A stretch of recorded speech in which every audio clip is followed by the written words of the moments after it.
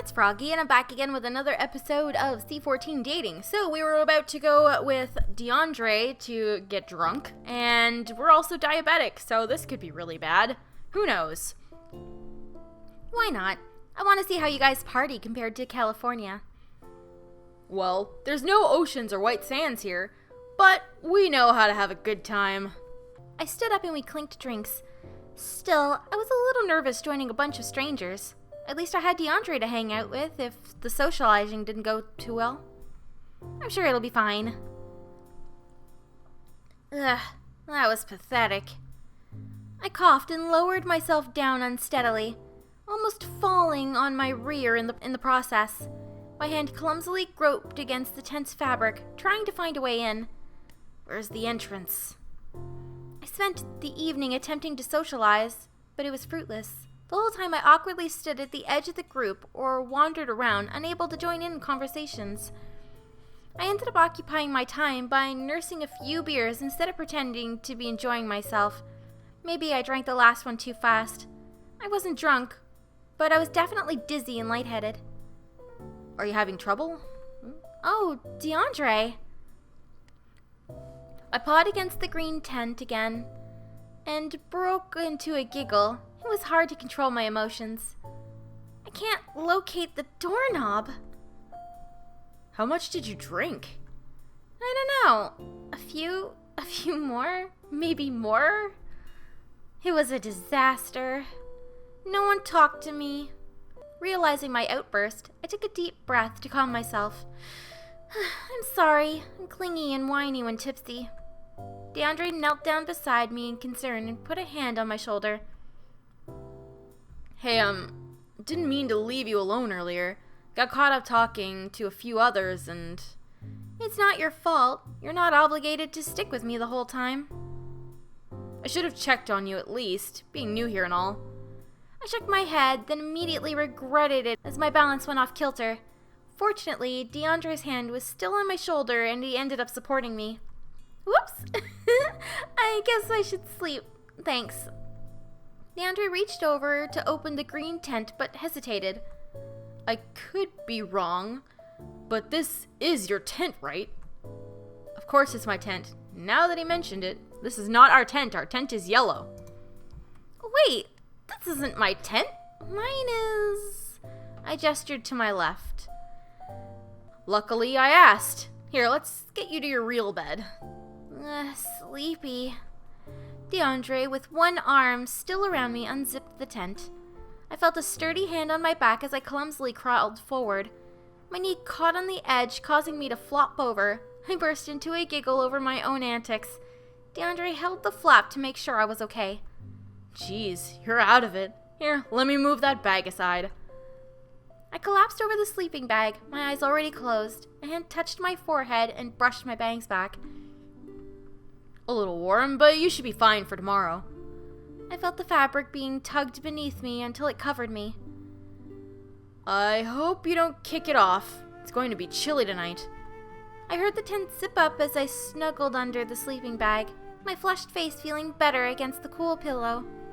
Bonne nuit. I sat at the table, munching on a piece of toast. It was pretty packed as usual. I was located near the end, while the livelier conversations took place in the middle. A short glass slid into my view, water rippling in it. Morning. Slept well, I hope? I decided not to bring up the whole wrong tent incident. I did. I don't even have a headache. Instead of consuming too much, you drank too fast. I picked up the glass and took a sip. Thanks for the water. Merci. Oh, de rien. Think of it as a small apology for last night. Oh, don't worry about it. You're not my babysitter, and I should have been more aware of my drinking. Thanks for escorting me back, though. I appreciate it. I did what any decent person would do. Besides, you're in a new country. I think you're allowed to enjoy yourself once in a while. Party hard in New Zealand or something? Did I ever? I was glad I arrived a month before classes started, or it would have shown in my grades. Also, I finally will be working in the cave. Nice. Were you waiting on your photograph? Yep, some squares had to have their pictures retaken for better resolution. I may or may not be working in the lab longer, though. Mr. Dupont will be hurrying to approve other students' pictures, too. You could always ask Sherry. I think she has some authority here, too. Sherry? Sherry Keller, my professor. Of course. Americans address teachers by their first names. Is it different here? Really different. In fact, I think some students mistook Sherry for your grandma. A professor overseeing their students in an elective? Unheard of. No one calls their teachers by their first name, and it's always strictly formal. If you want to talk to your professor, it's by appointment only. Huh. I wonder how I'd do in an environment like that. That's one thing I missed about New Zealand. It wasn't as rigid, and I'd gotten so used to it, I practically had reverse culture shock coming back. There's a lot of things I miss in New Zealand. Planning on returning there one day? You bet. Eventually, I started saving up recently. Travel is darn expensive. He laughed at my nod of agreement. The plane tickets here alone had cleared out my savings. Everything else was from begging my parents to fund me for this trip. Checking the time, I chewed the last of my toast and gulped down the water. I'll see you at the cave then. We're inquiring, and we failed at it again. We're gaming. We failed at gaming. We're socializing. We succeeded! Yay! Are you sure you'll be fine alone?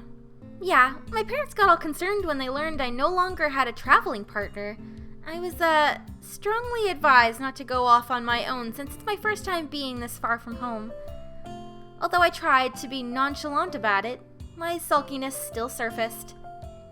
It's probably for the best. However, I'm sure you'll make friends and be able to venture out more. If you'd like, I can ask some of the students to see if they're interested in hosting you on the weekends. Me? Oh, I'd hate to impose.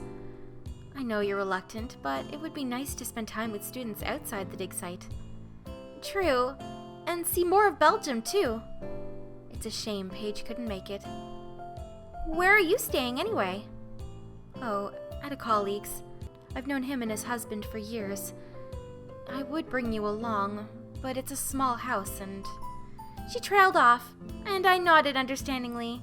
I did not want to impose on her catch-up time with friends. Will the museum be completely locked up once Augustine leaves? Everything's saved for the back entrance so you can access it. You can lock it from the inside at night. I imagine you'll be sleeping on the second floor. Yes.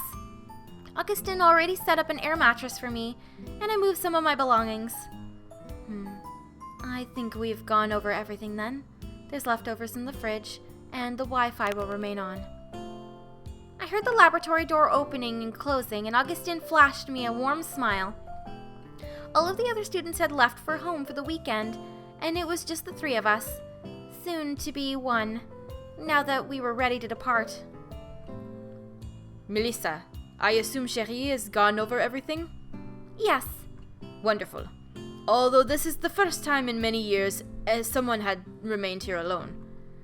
There was an ominous yet playful smirk, and I could not help but be wary. Why? They are scared of the wrath of the Neanderthal whose bones were found. I think I'll survive these 48 hours, Augustine. What a brave girl. I hear it gets very eerie at night.